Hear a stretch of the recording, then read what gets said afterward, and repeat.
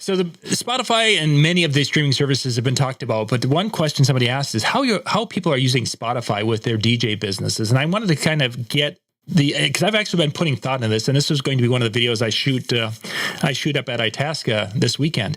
Have you done anything with Spotify? And if so, how do you think DJs or even yourself would use Spotify in your business? I'm going to let Dan take what the obvious one I think is for your side. No, because I think you're going to talk more because I don't use it for that ever, but I think you guys will. On what I would use it for business is learning new songs, getting into different playlists and charts. That's something where with my side of things, that very much becomes there. And like I said, it's a business write-off. I've said that before. So if you feel you can use it for even just that, that's great. Dan, I think you've seen it on your side with both John and Dan. I don't mean to separate you two, but you know what I mean. Yeah, I'm separating you two in a corner. I thought you were going for the obvious one, which is people just play off of it and don't do anything else with it. And unfortunately, that I want to say unfortunate because in my gut, there's a problem to that. There's a problem to just playing off Spotify and loading a playlist and hitting play and doing nothing else. So whether you have the paid version or not, that to me in my gut, it just has a problem with it. So the way I utilize it probably most frequently is with my couples when they're making a request list. They're already using Spotify. They're listening to the music. It's really easy for them to go, oh, I really like that song, and they add it to their playlist. And then it's as simple as saying, hey, you've already been creating this. Send me the link. They send me the link. I now have the request list. And then using different things that I have, I'm able to integrate it into my software in a couple steps and I have it ready to go. So within that idea of they're already using it, it has taken, what used to be, okay, now they have to type out their songs. Mm-hmm. Now they have to send it to me as a Word document or as an email. And now I have to, and a lot of that has gone by the wayside just because it's already there and it's already something they're comfortable with. That's one of the ways. The other way is I also will have all of their main songs backed up. I create a playlist of their important songs, and then I hit the download feature, and I've got it stored on the iPad as an extra place for it to be just in case.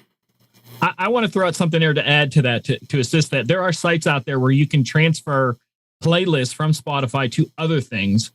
So if someone sends you that and maybe you don't have that or something, there are ways you can transfer someone's entire playlist over to YouTube, which I don't recommend you use for DJing either, but you can because I've started playlists on Spotify because I use YouTube Music also. And I go, well, I want to share that over on that playlist over on YouTube, and I'll convert it with one click over to YouTube. Now it's a playlist on YouTube. And they're like, well, I should have that on Deezer too. So now again, back to my advertising MJ, I've got playlists on all of them everywhere, even though I don't subscribe to them. So think about that when you're doing stuff that becomes a powerful thing to get those lists, but you can also move them if you need to. So that's a good thought because every once in a while I'll get the YouTube one and because everyone's, I don't use Spotify. I use YouTube. Okay. Well, and now it's a little bit harder, but I forgot about that. 50% of all streamed music. This is why I went to YouTube Music Plus. The reason I like YouTube Music is that I can listen to DJ sets. So I don't go in there and there's a song and a stop and a song and a stop. I can listen to an hour-long mix of something, and that's kind of why I like that. So I can do that. But 50% of all streamed music, not talking paid music, all streamed music comes from YouTube. Not YouTube Music, but 50% of all streamed music is streamed through YouTube. So that's a platform a lot of people are already on. So sure.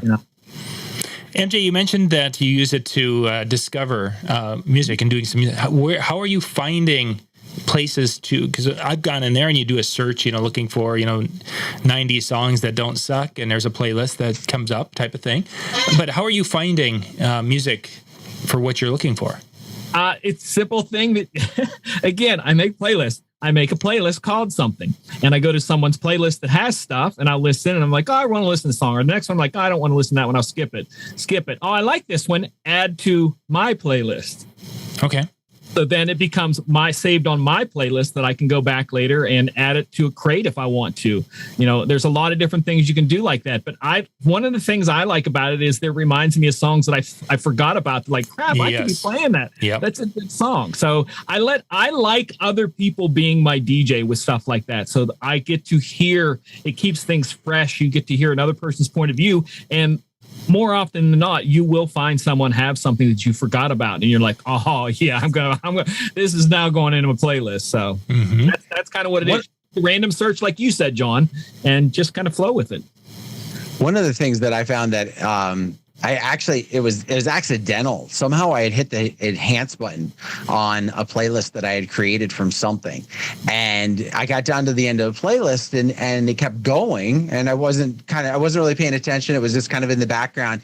And I got to about the third song and I went, that's a weird song. I don't remember that. I don't even remember putting that on. And then I looked over and I found out what had happened.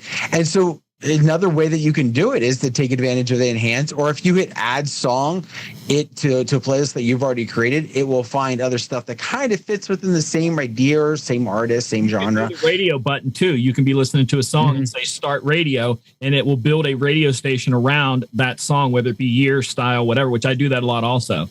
And you discover a lot of stuff that way too. And then there's other playlists that are suggested by with Spotify, such as the top 50 or the currents or things like that you, if you follow those, they're already automatically just kind of rotated for you, so you do have an opportunity to kind of find something that breaks the charts, if you will. Yeah, lot of famous DJs will put their playlists up there, or their picks.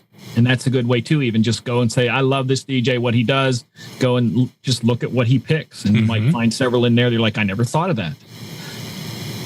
It's better than when I was a young man. And the only way, when I was young, you don't even understand how hard it was. No, seriously, pretty much the only way you really learn songs is number one, if you were part of a record pool, and that meant actual records, what was shoved down your throat by the radio station. Or if you had friends that lived somewhere else that would say, hey, you got to check this song, because I can't tell you how many times that I had a friend that I grew up with had cousins that lived in California, and he'd come back visiting them with either a cassette tape or a VHS tape off of the thing and go, check out these new songs. Yep. And 4 months later, they were hot. And we had them. I remember we heard some of early Hammer stuff in like the early 80s off a VHS tape that didn't even have the little plastic cover on the top. It was that beat up. So, it's what you're able to find now. I love the fact that we're able to just explore a whole world of music so easily. Yeah, so quickly. Yeah, one of the spots I've been using Spotify myself has been to we had the fair where we're doing sound for that fair, and you could put together a playlist, and I could, because it was a hot day and there was sunshine, I wasn't really wanting to, and there was a chance of rain, I didn't want to bring my computer out, so tablet it was, download the playlist, and I could have it playing that Spotify playlist, and with the little adjustments, it wasn't beat mixing or anything to that effect, but it wasn't that type of event. It was that background cocktail type of event, and having that playlist set and going, it worked wonderfully. So there's definitely spots that could be used, but as Dan mentioned, he downloads all the songs and then has them on and that's exactly what I did on a tablet, because I was make sure you're saying it's not downloading, he's offlining them. Offlining them, yes, offlining. But so they use the word download. They do, they do, but it is offlining where I have to have the subscription, I have to have the paid for the service and such. And offline, you're technically still streaming the song, but you have to use that software to play it. Download means you download that file and you can play it on anything. Yeah, and again, so people know about that, because I had a friend of mine that got a music subscription service way back in the early 2000s on a phone that she had, and she got all these free songs on her phone. Then she switched brands, and like, why can't I take my songs with me? I'm like, whoops, not that kind of thing. Whoops. So just in case. All right, let's jump to our next question, gentlemen.